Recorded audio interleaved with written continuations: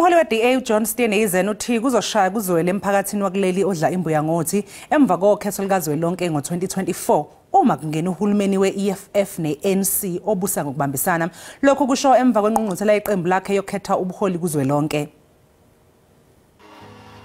Umholi we-DA uJohn Steenhuisen uthi ingqungquthela yeqembu lakhe kazwelonke ekhetha ubuholi obusha yethule umkhankaso waleli qembu wokhetho likazwelonke lwango-2024. Usho ngeqholo ukuthi isibophezelo seqembu lakhe sokuqinisekisa ukuthi ANC ithola amavoti angaphansi ka-50% ngonyaka ozayo singafezeka.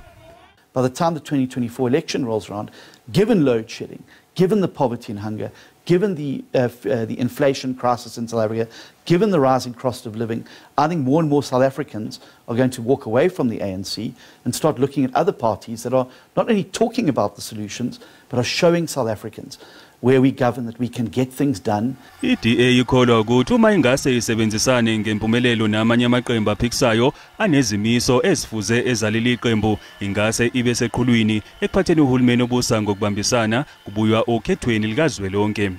I worry that if the ANC falls below 50%, they're able to just simply form a coalition with the EFF. And I think that would be what I called doomsday for South Africa, because you will see capital flight, you will see a lack of investor confidence, and those policies, if applied, will have the same result they've had everywhere they've been applied.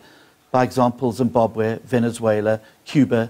Malungana nokugxekwa kobuholi be-DA obakhiwe yiningi labebala elimhlophe nokwesaba ukuthi ngase buholele kutheni kuvaleleke ngaphandle iningi labavoti kuleli, uSteenhuisen umile kwelukuthi ubuholi beqembu lakhe yibona obuxube izinhlanga ezahlukene futhi besekwa izinhlakeni ezahlukene emphakathini okwedlula amanye amaqembu. 32% of the DA support comes from black South Africans, 31% of it from coloured South Africans, 7% from Indian South Africans, and 30% from white South Africans. It is by far the most diverse support base, which shows that the DA is making inroads across all communities in South Africa. Ukusuka manje kuyaphambili i-DA izilungiselela ukhetho lika-2024 ngenhloso yokugudluza i-ANC emandleni okuphatha.